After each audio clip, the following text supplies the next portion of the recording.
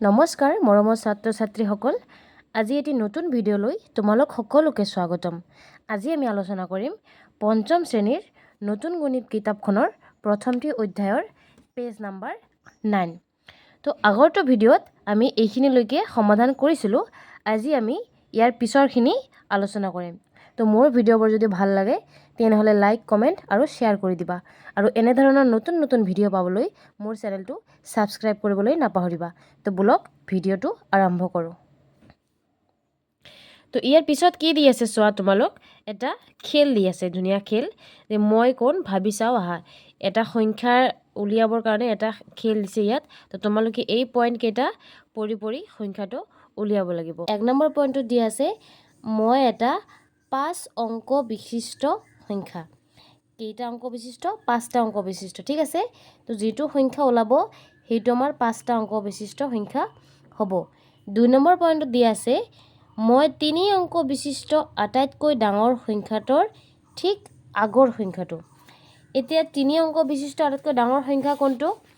3 অংক বিশিষ্ট আটাইতকৈ ডাঙৰ সংখ্যা হৈছে আমাৰ 999। ঠিক আছে, তো ইয়াৰ আগৰ সংখ্যাটো আমাৰ কি হ'ব? 998। ঠিক আছে, তো আমি 3টা অংক পাই গ'লোঁ। এতিয়া বাকী 2টা অংক উলিয়াব লাগে। বাকী 2টা অংক উলিয়াবলৈ 3 নম্বৰ পইণ্টত কি দিয়া আছে যে অযুতৰ স্থানত থকা অংকটো দশক আৰু একক স্থানত থকা অংক দুটাৰ পাৰ্থক্য। আমি একক, দশক, শতক পালোঁ, হাজাৰ, অযুত, হাজাৰ আৰু অযুত। তো অযুতৰ ঘৰত থকা অংকটো কি কৈছে আমাৰ? দশক আৰু একক স্থানত, দশক আৰু এককৰ ঘৰত যিটো অংক আছে সেই অংক দুটাৰ পাৰ্থক্য। তো আমাৰ দশকৰ ঘৰত কি আছে? দশকৰ ঘৰত আছে আমাৰ 9 আৰু এককৰ ঘৰত আছে আমাৰ 8। গতিকে এই 9 আৰু 8ৰ পাৰ্থক্য, তাৰমানে 9ৰ পৰা 8 বিয়োগ দিব লাগিব। 9ৰ পৰা 8 বিয়োগ দিলে কিমান হ'ব আমাৰ? 1 হ'ব। তাৰমানে অযুতৰ ঘৰত থকা অংকটো আমাৰ কি পালোঁ? 1। এতিয়া আৰু এটা অংক ওলালে আমাৰ গোটেই সংখ্যাটো পাই যাম। 4 নম্বৰ পইণ্টত কি দি আছে? হাজাৰৰ স্থানত থকা অংকটো হ'ল তোমাৰ শ্ৰেণীটো। এতিয়া তোমালোকে কোনটো শ্ৰেণীত পঢ়া? পঞ্চম শ্ৰেণীত পঢ়া, নহয় জানো? গতিকে তোমালোকৰ শ্ৰেণীটো হ'ব আমাৰ এই হাজাৰৰ ঘৰত। গতিকে একক, দশক, শতক এই হাজাৰৰ ঘৰত হ'ব তোমাৰ শ্ৰেণীটো। গতিকে তোমালোকে যিহেতু পঞ্চম শ্ৰেণীত পঢ়া গতিকে ইয়াত হ'ব 5। তেনেহ'লে আমি সংখ্যাটো কি পালোঁ? 15,998। 15998। এতিয়া পিছৰ অংকটোলৈ চোৱা কি কৈছে? চিন্তা কৰি খালী ঠাইবোৰ পূৰ কৰা। চিন্তা কৰি খালী ঠাইবোৰ পূৰ কৰিবলৈ দিছে। A নম্বৰত দি আছে একক, দশক, শতক, হাজাৰ। 95,072ত 9ৰ স্থানীয় মান কিমান হ'ব? এই যে সংখ্যাটো দি আছে ইয়াত 9ৰ স্থানীয় মান কিমান আমাৰ উলিয়াব লাগিব। কি কৈছে? আমি একক দশককে গণি যাম। একক, দশক, শতক, হাজাৰ, অযুত। তেনেহ'লে 9ৰ স্থানীয় মান হ'ব আমাৰ 9 অযুত। বি নম্বৰ কি দি আছে? 4 অংক বিশিষ্ট আটাইতকৈ সৰু সংখ্যাটো আৰু আটাইতকৈ ডাঙৰ সংখ্যাটো লিখা। 4 অংক বিশিষ্ট আটাইতকৈ সৰু সংখ্যা কোনটো? 1000 আৰু আটাইতকৈ ডাঙৰ সংখ্যা হ'ব আমাৰ 9,999। ঠিক আছে, এতিয়া আহিলোঁ নেক্সট পেজলৈ। নেক্সট পেজত চি নাম্বাৰটো কি দি আছে চোৱা। 4 অংক বিশিষ্ট আটাইতকৈ সৰু সংখ্যাটোৰ আগৰ সংখ্যাটো। 4 অংক বিশিষ্ট আটাইতকৈ সৰু সংখ্যা কোনটো? 4 অংক বিশিষ্ট আটাইতকৈ সৰু সংখ্যা হ'ল আমাৰ 1000, নহয় জানো? তো 1000ৰ আগৰ সংখ্যাটো আমাৰ কি হ'ব? 1000তকৈ 1 বিয়োগ দি চাওঁ কিমান ওলায়। 0ৰ পৰা 1 নাযায়, 1 ধাৰ কৰি ল'লে হ'ব 10, 10ৰ পৰা 1 গ'লে 9, ইয়াতো 9 আছে, ইয়াতো 9, ইয়াৰ পৰা ধাৰ কৰি লৈছোঁ গতিকে একো নাই। তেনেহ'লে কিমান হ'ল? 999। তেনেহ'লে 4 অংক বিশিষ্ট আটাইতকৈ সৰু সংখ্যাটোৰ আগৰ সংখ্যাটো আমি কি পালোঁ? 999। ডি নম্বৰ কি দি আছে? ডেছ যোগ 0 সমান সমান 4563। গতিকে কি সংখ্যাৰ লগত শূন্য যোগ কৰিলে এইটো হ'ব? একদম সহজ, যিকোনো সংখ্যাৰ লগত যদি আমি শূন্য যোগ কৰোঁ সেই সংখ্যাটোৱে পোৱা যায়, তেনেহ'লে ইয়াত কি হ'ব? এই সংখ্যাটোৱে হ'ব 4563। 4563। এতিয়া কি সংখ্যাৰ পৰা 1000 বিয়োগ কৰিলে 9000 হ'ব? এইটো কি হ'ব আমাৰ? 9000ৰ লগত যদি আমি 1000 যোগ কৰি দিওঁ তেনেহ'লে সংখ্যাটো পাই যাম 9000 যোগ 1000 কিমান হ'ব চাওঁ। 0 0 0 9 আৰু 1 10। তেনেহ'লে 10000ৰ পৰা 1000 বিয়োগ দিলে কি হ'ব আমাৰ? 9000 হ'ব। F নম্বৰটো কি আছে চোৱা, 4 অংক বিশিষ্ট আটাইতকৈ ডাঙৰ সংখ্যাটোৰ লগত 1 যোগ কৰিলে ডেছ অংক বিশিষ্ট আটাইতকৈ সৰু সংখ্যা পোৱা যায়। এতিয়া 4 অংক বিশিষ্ট আটাইতকৈ ডাঙৰ সংখ্যাটো কোনটো? 4 অংক বিশিষ্ট আটাইতকৈ ডাঙৰ সংখ্যা হ'ল 9999। এতিয়া ইয়াৰ লগত কি যোগ কৰিব দিছে? 1 যোগ কৰিব দিছে। 1 যোগ কৰিলে কিমান হ'ব? 10। 1 9 আৰু 1 10 10 1 0 হাতত থাকিল 1 0 হাতত থাকিল 1 কিমান হ'ব আমাৰ? 10000। এই 10000 কেইটা অংক বিশিষ্ট আটাইতকৈ সৰু সংখ্যা? 1 2 3 4 5। গতিকে কি হ'ব? 5 অংক বিশিষ্ট আটাইতকৈ সৰু সংখ্যা। এইটো ঘৰত চোৱা কি দিছে, জানি লওঁ আহা। 5 অংকৰ আটাইতকৈ ডাঙৰ সংখ্যাটোৰ লগত 1 যোগ কৰিলে 6 অংকৰ আটাইতকৈ সৰু সংখ্যা, অৰ্থাৎ একক, দশক, শতক, হাজাৰ, অযুত, লাখ। 1 লাখ পোৱা নাযাবনে? এতিয়া আমি যেনেকৈ 4 অংক বিশিষ্ট আটাইতকৈ ডাঙৰ সংখ্যাটোৰ লগত 1 যোগ কৰি 5 অংকৰ আটাইতকৈ সৰু সংখ্যাটো পালোঁ। এতিয়া 5 অংকৰ আটাইতকৈ ডাঙৰ সংখ্যাটোৰ লগত যদি 1 যোগ কৰোঁ নিশ্চয় 6 অংকৰ আটাইতকৈ সৰু সংখ্যাটো পাম।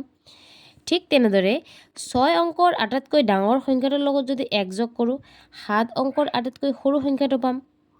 ঠিক এনেদৰে আমি যিমান সংখ্যা বঢ়াই যাম তিমানেই বাঢ়ি যাব।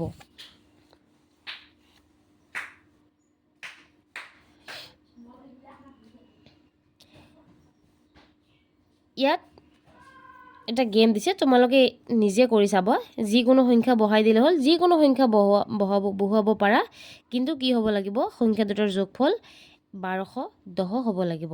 ইয়াত যিকোনো সংখ্যা বঢ়াব পাৰা। যেনেকৈ ইয়াত কি কৰিছে? 1000 আৰু 210, ইয়াত 905 আৰু 305। ঠিক তেনে বহুত বেলেগ বেলেগ সংখ্যা, যিকোনো সংখ্যা বহুৱাব পাৰা, কিন্তু যোগ কৰিলে কি হ'ব লাগিব? 1210 নাইবা 1210 হ'ব লাগিব। ঠিক তেনেদৰে ইয়াতো কি কি সংখ্যা বঢ়ালে 9 হয়, কি কি সংখ্যা সেই 5ৰ লগত আৰু কি কি সংখ্যা যোগ কৰিলে 9 হ'ব। ইয়াত 9 আছে, 1 আছে, কি কি সংখ্যা বঢ়ালে 9 হ'ব। তেনে এই দুটা আৰু ওপৰতো তোমালোকে নিজে চেষ্টা কৰি চাবা। নেক্সট পেজত চোৱা, তোমালোকৰ কি দিছে? এখন তালিকা দিছে। স্থানীয় মানৰ তালিকাখন চাই ডাঙৰ সংখ্যা পঢ়াৰ নিয়ম জানি লওঁ আহা। এতিয়া আমি একক, দশক, শতক, হাজাৰ, অযুত, লাখ, নিযুত, কোটি এইবোৰ আমি জানো, কিন্তু ডাঙৰ ডাঙৰ সংখ্যাবোৰ জানো আমি এনেকৈ পঢ়িম যে 6 নিযুত, 5 লাখ, 8 অযুত, 9000 এনেকৈ পঢ়িম জানো? নিশ্চয় নপঢ়িম। তো এই ডাঙৰ ডাঙৰ সংখ্যাবিলাক পঢ়াৰ আমাৰ কিছু নিয়ম আছে। সেইকাৰণে চোৱা, ইয়াত 4টা গোটত ভাগ কৰি দিছে ডাঙৰ ডাঙৰ সংখ্যা পঢ়াৰ কাৰণে। কি যে এই একক, দশক আৰু শতকক এককৰ গোটত ধৰি লৈছে, এককৰ গোটত ধৰি লৈছে, আৰু হাজাৰ আৰু অযুত এই দুটা ঘৰক কি কৰিছে? আমাৰ হাজাৰৰ গোটত লৈছে। তাৰপিছত লাখ আৰু নিযুত নাইবা 10 লাখ এইটো আমাৰ লাখৰ ঘৰত লৈছে, লাখৰ গোটত, আৰু কোটিক আৰু 10 কোটিক আমাৰ কোটিৰ গোটত লৈছে। এতিয়া আমি যদি ডাঙৰ ডাঙৰ সংখ্যাবিলাক পঢ়ো, যেনে ইমান ডাঙৰ এটা সংখ্যা দি আছে, এই সংখ্যাটোক আমি এনেকৈতো নপঢ়িম যে 6 নিযুত, 5 লাখ, 8 অযুত এনেকৈ নপঢ়িম। কেনেকৈ পঢ়িম?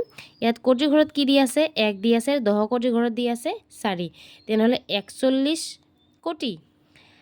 ইয়াত লাখৰ ঘৰত দুটা সংখ্যা দি আছে 65, কি 65। গতিকে এই দুটা অংক বিশিষ্ট সংখ্যাটো আমাৰ হ'ল 65, এই 65 লাখ বুলি ক'ম।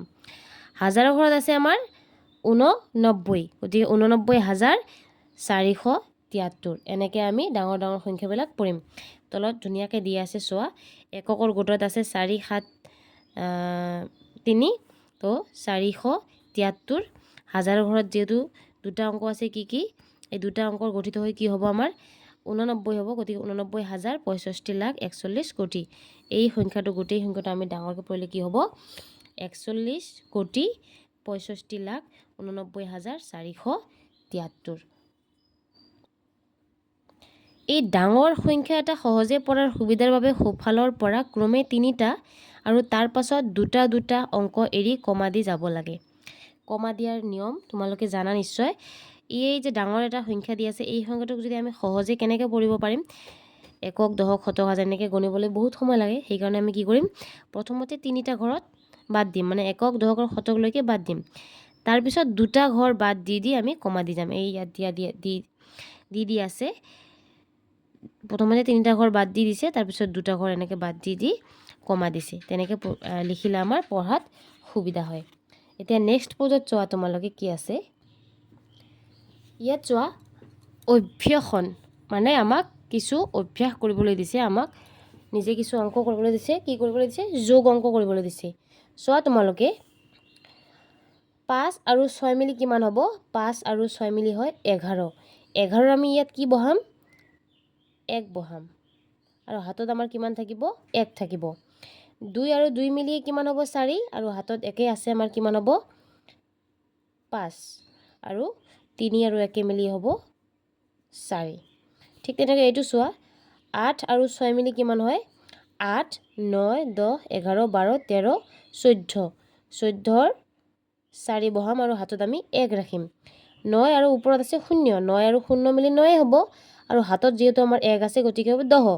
10ৰ বহিব 0, হাতত থাকিব আমাৰ 1, 8 আৰু 1 মিলি হ'ব 9।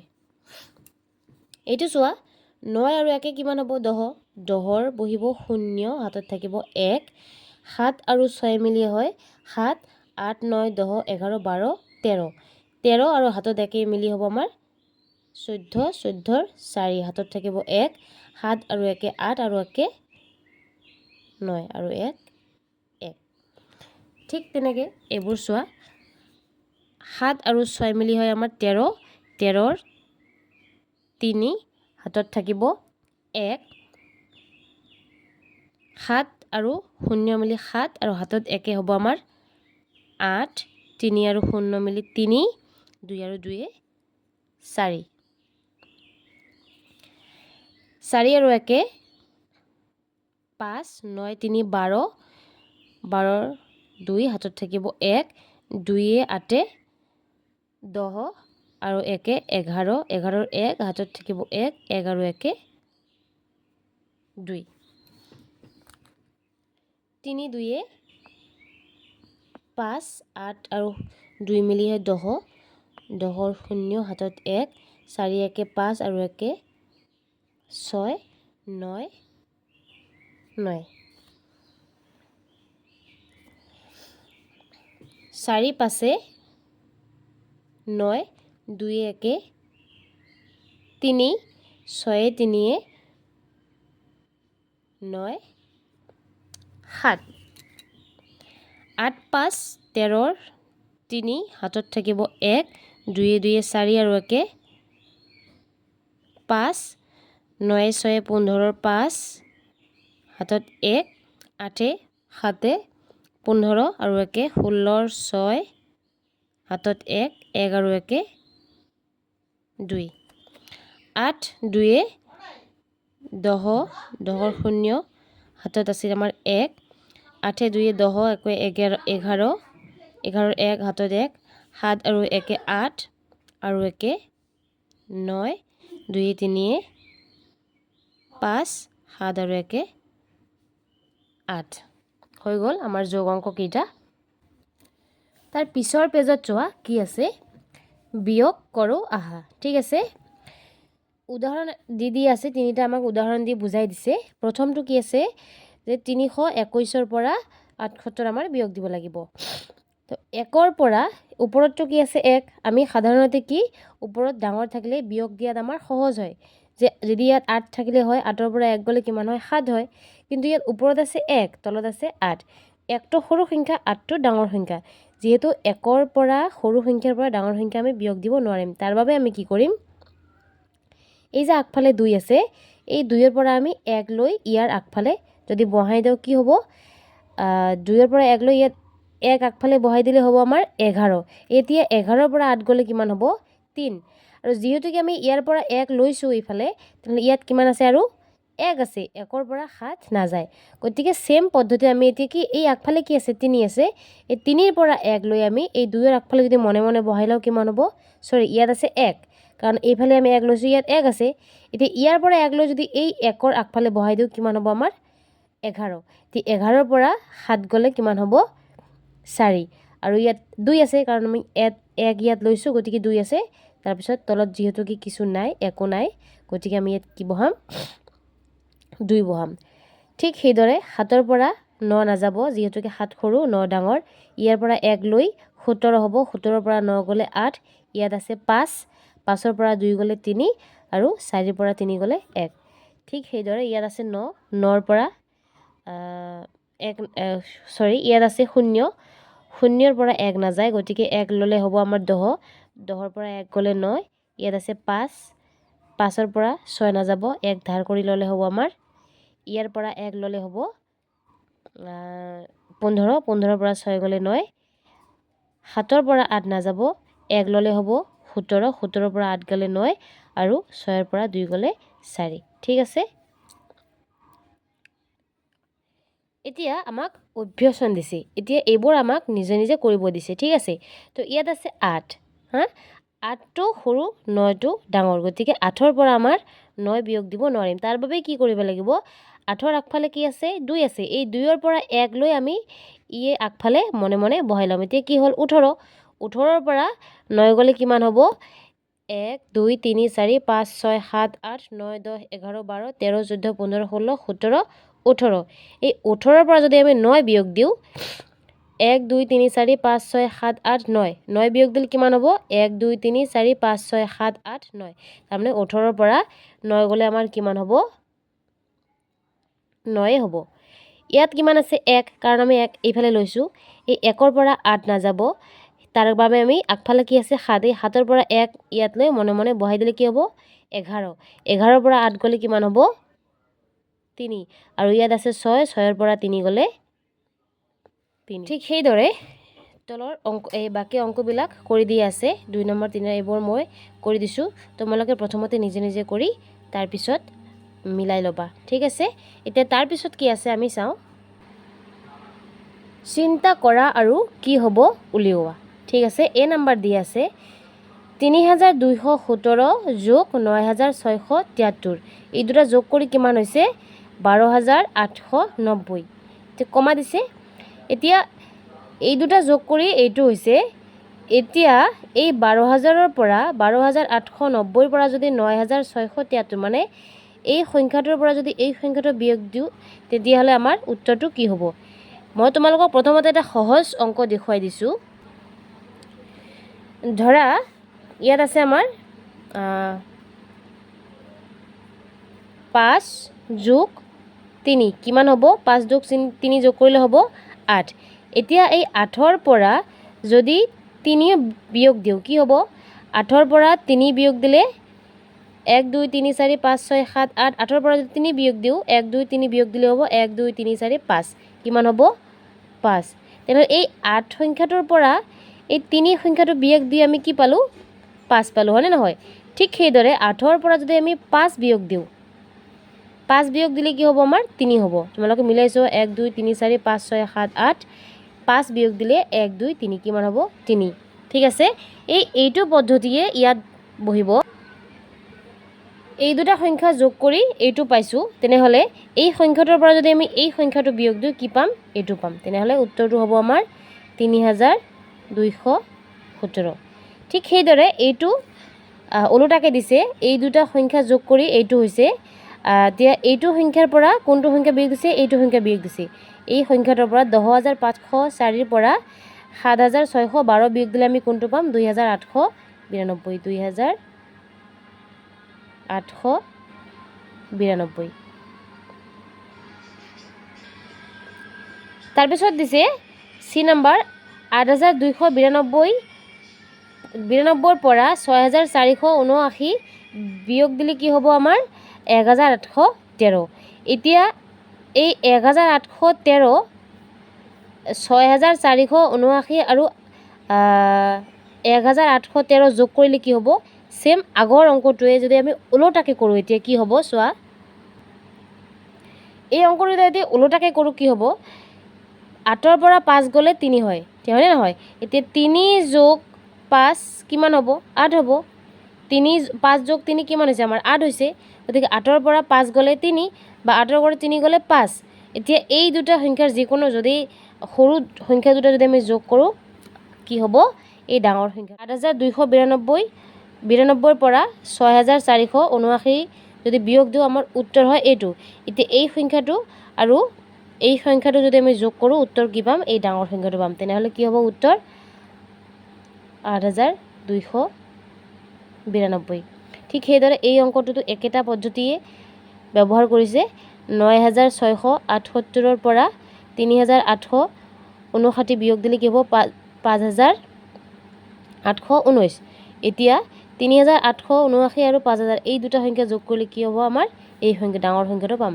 9,678 এতিয়া পিছৰ অংকবোৰ কি দিছে চোৱা সমস্যাবোৰ সমাধান কৰিবলৈ চেষ্টা কৰা দুটা সংখ্যাৰ যোগফল 41,283 তাৰে এটা সংখ্যা কিমান আছে 28,239 হ'লে আনটো কিমান দুটা সংখ্যা যোগ কৰিছে যোগ কৰি 41,283 হৈছে এতিয়া এটা সংখ্যা দি আছে আনটো সংখ্যা কি হ'ব এইটো আমাৰ উলিয়াব দিছে তো আমি কি কৰিম চোৱা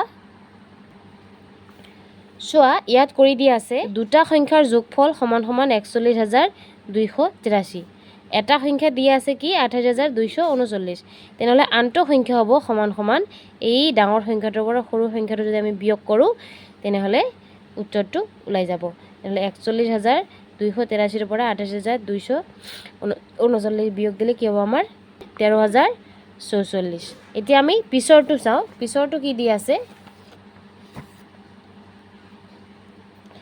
বি নম্বৰ দি আছে 67,192 আৰু 73,841 মাজত পাৰ্থক্য কিমান এই দুটা সংখ্যাৰ মাজত পাৰ্থক্য মানে বিয়োগ কৰিব লাগিব ডাঙৰ সংখ্যাটোৰ পৰা সৰু সংখ্যাটো বিয়োগ বি নম্বৰটো চোৱা কি আছে যিহেতুকে পাৰ্থক্য উলিয়াব দিছে পাৰ্থক্য মানে আমি কেনেকৈ উলিয়াম ডাঙৰ সংখ্যাটোৰ পৰা সৰু সংখ্যাটো বিয়োগ দিলে আমাৰ পাৰ্থক্য ওলাই যাব তো এই দুটা সংখ্যাৰ মাজত ডাঙৰ কোনটো যেহেতু দুইটা সংখ্যাই 5টা অংকৰে গঠিত 1 2 3 4 5 1 2 3 4 5 গতিকে সমান সমান সংখ্যাৰ অংকৰ সংখ্যা আছে যেহেতুকে সেইকাৰণে আমি কি কৰিম যে প্ৰথমৰ সংখ্যাটো চাম একক দশক শতক হাজাৰ অযুতৰ ঘৰৰ সংখ্যা দুটা চাম কি আছে ইয়াত আছে 7 ইয়াত আছে 6 যেহেতুকে 7 ডাঙৰ গতিকে এই সংখ্যাটো ডাঙৰ হ'ব তো এই সংখ্যাটোৰ পৰা এই সংখ্যাটো আমি বিয়োগ দিম 73,841 পৰা 67,192 বিয়োগ দিলে কিমান হ'ব আমাৰ 66,049 ঠিক আছে এতিয়া পিছৰ অংকটো চাওঁ কি আছে সি নম্বৰটো দি আছে যে তিনটা সংখ্যা দি আছে এই তিনটা সংখ্যাৰ যোগফল উলিয়াব লাগিব তো একদম ইজি তো কি কৈছে চোৱা এই তিনিটা সংখ্যাৰ যোগফল আমাৰ কিমান হ'ব এনেকৈ চিৰিয়েলি প্ৰথমতে বহাই লৈছোঁ তাৰপিছত 1 1 1 3 2 আৰু 2 হ'ব 4 7 6 মিলি হ'ব 13 13 আৰু 9 হ'ব 22 22ৰ 2 তাৰপিছত 2 আৰু 2 4 আৰু 2 6 7 4 11 11 আৰু 3 14 ঠিক আছে ডি নম্বৰটো দি আছে 28,709 লগত কি যোগ কৰিলে আমাৰ এই কি 78,239 সংখ্যাটো পাম এই সংখ্যাটোৰ লগত কি এনেকুৱা এটা সংখ্যা যোগ কৰিলে আমি এই সংখ্যাটো পাম তো ইয়াৰ কাৰণে কি কৰিব লাগিব কি কৰিম আমি এইটোৰ কাৰণে 28,000 এই সংখ্যা দুটাৰ পৰা ডাঙৰ যিটো সংখ্যা এই ডাঙৰ সংখ্যাটোৰ পৰা সৰু সংখ্যাটো বিয়োগ দিলে আমাৰ উত্তৰটো ওলাই যাব। আমাক কি কৈছে যে এই সংখ্যাটোৰ লগত কি যোগ কৰিলে আমি এই সংখ্যাটো পাম, যে ইয়াৰ পৰা এইটো বিয়োগ দিলে আমাৰ উত্তৰটো ওলাই যাব। ঠিক আছে, তো এই সংখ্যাটোৰ পৰা এই সংখ্যাটো বিয়োগ দিয়াত আমাৰ উত্তৰ কি ওলাল? 49,530। ঠিক আছে, নেক্সট পেজত চোৱা, তোমালোকৰ কেইটামান মজাৰ অংক দিছে। ঠিক আছে, বিয়োগ অংক কিন্তু পূৰা মজাৰ হা। দেখা ইয়াত কি আছে? 6।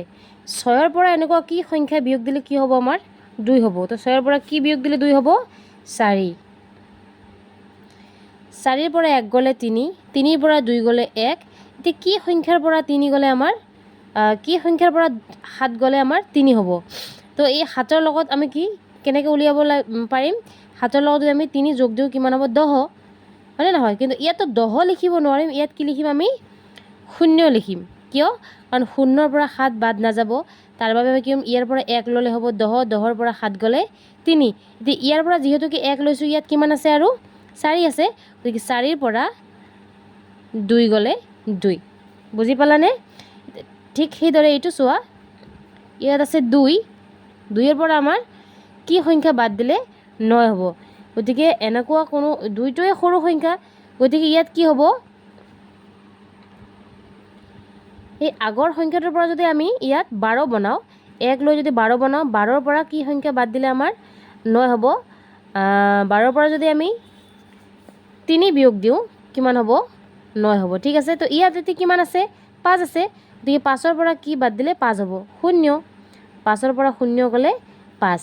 এতিয়া ঠিক সেইদৰে ইয়াতো চোৱা, ইয়াত 0 বহিব, কাৰণ 0ৰ পৰা 4 নাযাব, ইয়াৰ পৰা 1 ল'লে হ'ব 10, 10ৰ পৰা 4 গ'লে 6। এতিয়া ইয়াত থাকিব আমাৰ 3, 3ৰ পৰা 2 গ'লে 1, আৰু 9ৰ পৰা 7 গ'লে 2। এইটো চোৱা কি আছে? 5ৰ পৰা 2 গ'লে 3, 3ৰ পৰা 2 গ'লে 1, 6ৰ পৰা কি সংখ্যা গ'লে 8 হ'ব।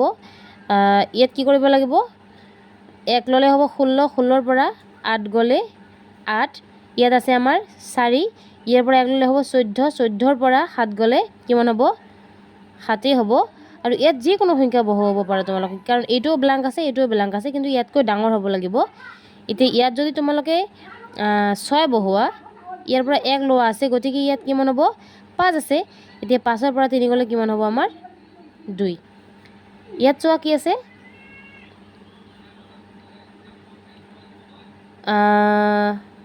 কি সংখ্যাৰ পৰা 5 গ'লে 5 হ'ব? নিশ্চয় 10 হ'ব। 10ৰ পৰা 5 গ'লে 5, গতিকে ইয়াত আমি 0 বহাম। 10ৰ পৰা 5 গ'লে 5। এতিয়া ইয়াত কি আছে? 4 আছে, 1 লৈছোঁ যিহেতু ইফালে, 4ৰ পৰা 2 গ'লে 2। ইয়াত 18 বনাম, 18ৰ পৰা 9 গ'লে 9। ইয়াত আছে 2, 2ৰ পৰা 5 নাযাব, 1 ল'লে হ'ব 11, 1 ইফালে লৈছোঁ যিহেতুকে, গতিকে ইয়াত 1 আছে, 1 ল'লে 11, 11ৰ পৰা 5 গ'লে কিমান হ'ব? 6। আৰু ইয়াত আছে 8, 8ৰ পৰা 2 গ'লে 6।